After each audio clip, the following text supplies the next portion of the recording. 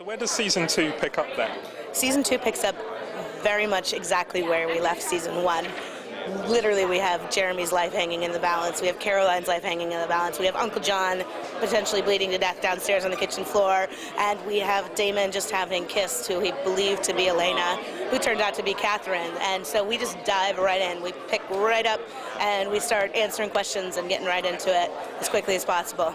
Is it hard for you to talk about season 2 at all then without giving that away? It is absolutely hard, and you feel bad because you're like, I don't want to stand here and not give answers, but I also don't want to ruin it for anybody, because what we do very early, and we go very hardcore, and we make choices for our characters, and we set up a mystery, and we answer a lot of the mysteries of last season right away. And so I want to tease it because I want people to be excited when they watch it, but it is hard to talk about.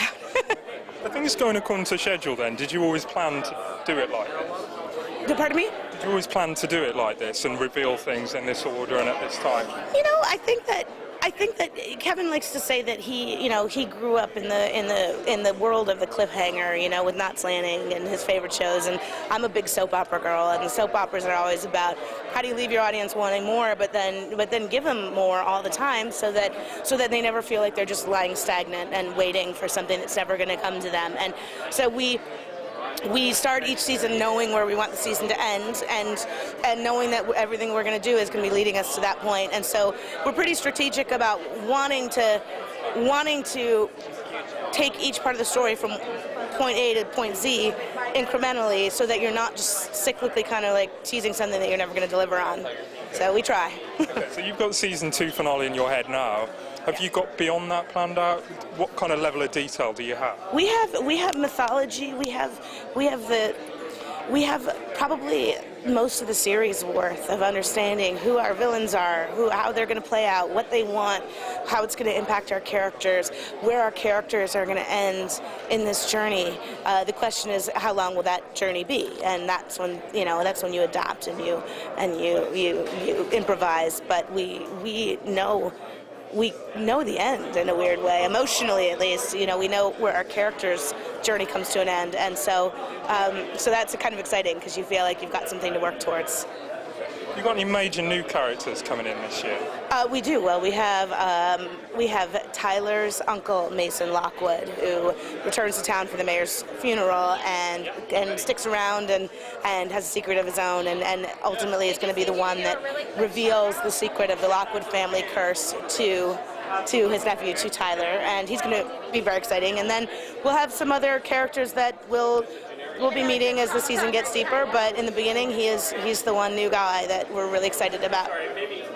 As season 1 went on and you kind of found your stride and what worked and what didn't, did you learn many lessons that you're taking into season 2? We did and we didn't. We learned a lot of lessons about how difficult it is to do. And yet we also realized that we want to keep doing it at the high octane level at which we've been doing it. So even though it means you can think you have 20 episodes worth of story and you can be done telling it in 7, and that means you need to find the 13 more, we also don't want to just slow down and rest on our laurels. We want to keep twisting things. We want to keep surprising the audience. We want to keep having those oh my god moments as much as possible, and so that's our goal, is to keep doing that.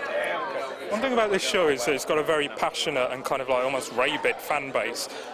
How much attention do you pay to that and what they say?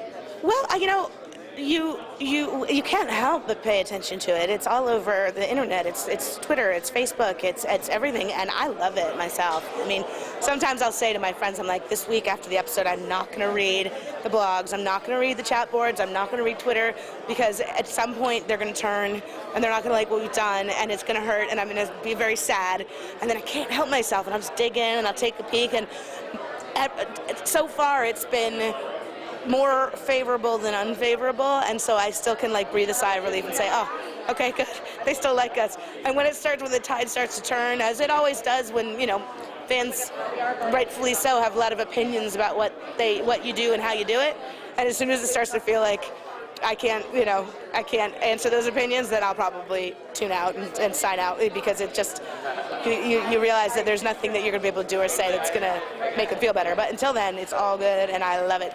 But that's the opinion you have then. It's like there's nothing you can do to please them. You don't take it personally and think, oh God, I'm doing things wrong. No, well, you know, I think if we believed we were doing things wrong, we would take it personally. I think, you know, there are specific character things, specific choices that we make that we stand behind because we feel like it was the strongest move in the moment for the character and for the show and for the way we needed to tell the story at the time, and I think that Kevin and I joke that the only thing that we kind of regret is maybe we killed Grams a little too soon.